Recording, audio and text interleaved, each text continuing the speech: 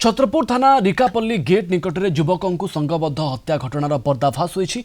मामला रुजु हेबार 24 घंटा न पूर्णु 3 अभियुक्तों धरी जेल पठाई छत्रपुर पुलिस।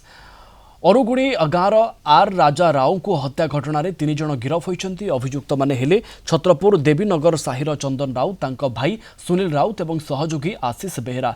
एमानकठारु मोबाइल खंडा एवं 2 ठेंगा सहित अनेक मारणास्त्र जबत होइछि। पूर्व शत्रुता को केन्द्र करी हत्या करा जायथिबा नै एसडीपीओ सूचना दैछन्ति। पूर्वरु मध्य भलिबल खेल अन्यान्य कारण जगु मृत राजा एवं अभियुक्तों मध्य बचसा होइथिला। गुरुवार संध्यारे झगड़ा उग्र रूप नैथिला। परवर्ती समय राजा को संगबद्ध भाव खंडा एवं ठेंगा आक्रमण करी एमाने हत्या करथिले। भाई की हमर देवीनगर 3-4 जन पिला मर्डर कर दी से खबर पाई गोटे केस होता जो मैंने ए मर्डर केस आसामी से 3 जन को आम धरिया सक्षम होइथिलु।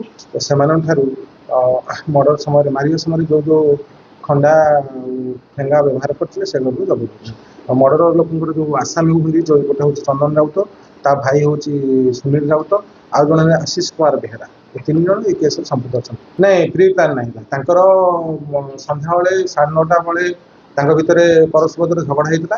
झगड़ा होगा चंदन राउत पुणी घर को जाइए, तार बापा भाई आसिक राजा राव बुझे बुझे मैंने सब्सिक्वेंटली पुणी घर को जाइए, घर खाई पी सोचते भर पुणी कौन है एमाने पुणी चंदन सुनील आशीष आसिक झगड़ा कले, झगड़ा कर बाड़ी मारते।